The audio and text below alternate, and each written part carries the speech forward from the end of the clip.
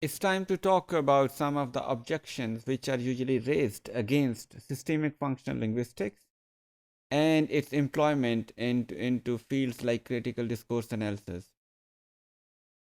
Frankly speaking, critical discourse studies have become so diffuse and complex that it is very difficult to find a study or some studies which are accepted widely with with complete consensus or clarity. There is always argument, agreements, disagreements about the depth, intensity, and the usefulness of studies. It is a very open field, so though we have some common agreed upon theories, proposals to conduct analysis.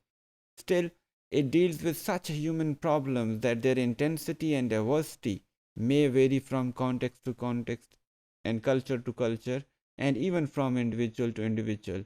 Then we can say it's very difficult to frame a complete theory of any linguistic tools or socio linguistic framework which would help us to conduct a complete or agreed upon critical discourse analysis. So we can expect that this kind of disagreement probably would prevail in critical discourse analysis, and which in some way can be the beauty of this field also. Coming back to the point, if we just look at what kind of problems we can have with SFL, systemic functional linguistics, in relation to critical discourse studies, we can we can see that uh, some authors have raised the objection that systemic functional linguistics may not be useful in critical discourse analysis because of the complexity of its lexicogrammar models, because these models consist of various levels which are very complex and sometimes may take us away from the core points of critical discourse analysis, which are looking for or addressing power relations, gross inequalities, and injustice in societies. So we can assume, based on this objection, that SFL is a bit more complex to conduct critical discourse analysis.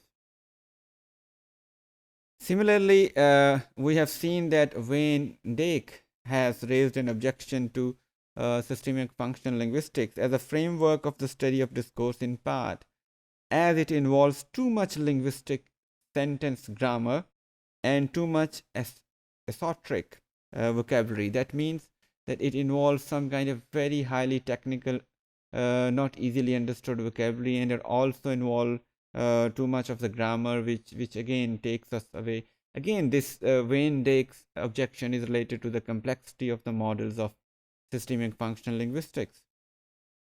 If we move forward, Wayne Dake sees a lot of limitations in SFL theory of context also. He sees that uh, the theory of systemic functional linguistics is anti-mentalist.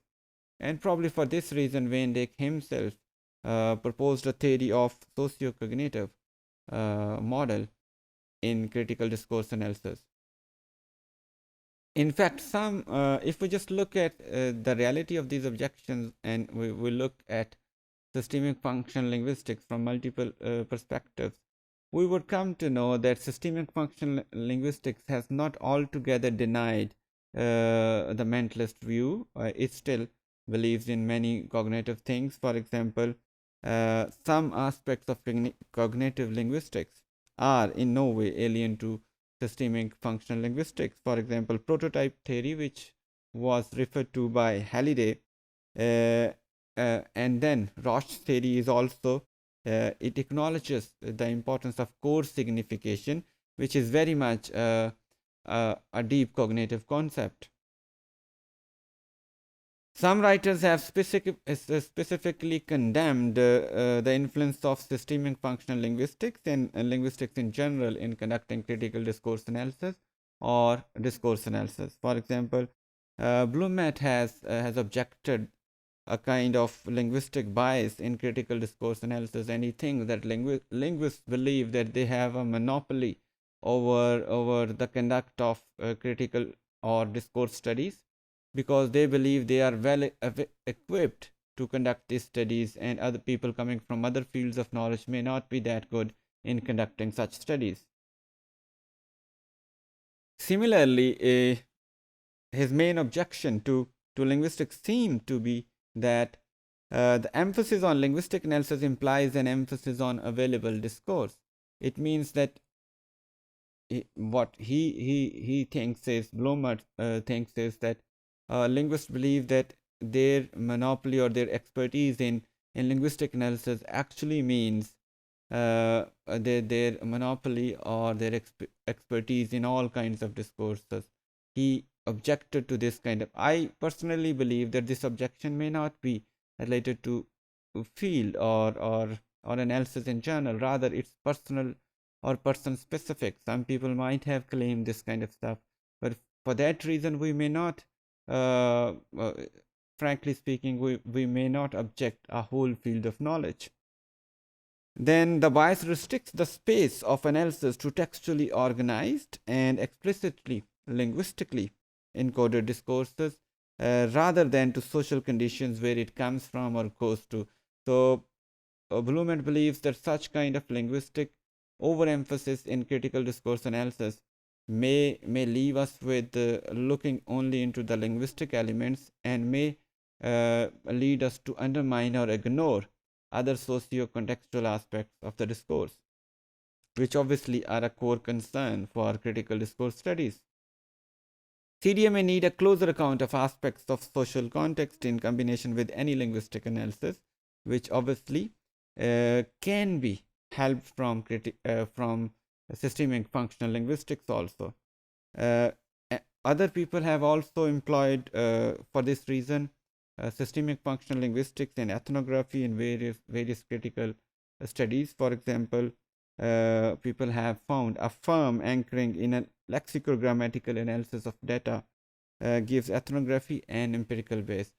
So people from various parts of the world, from various educational, political, social contexts, has now started using critical discourse analysis tools as well as systemic functional linguistics and other fields of knowledge, tools coming from other fields of knowledge, for example, ethnography, to conduct their analysis, critical analysis, to make them more powerful and socially situated.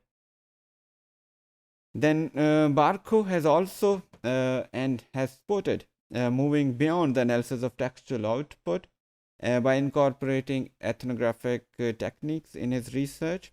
And Bloomert also thinks that the socio-historical and ethnographic basis of power and identity makes it almost necessary to find the global structures of inequality, which are obviously mediated through language.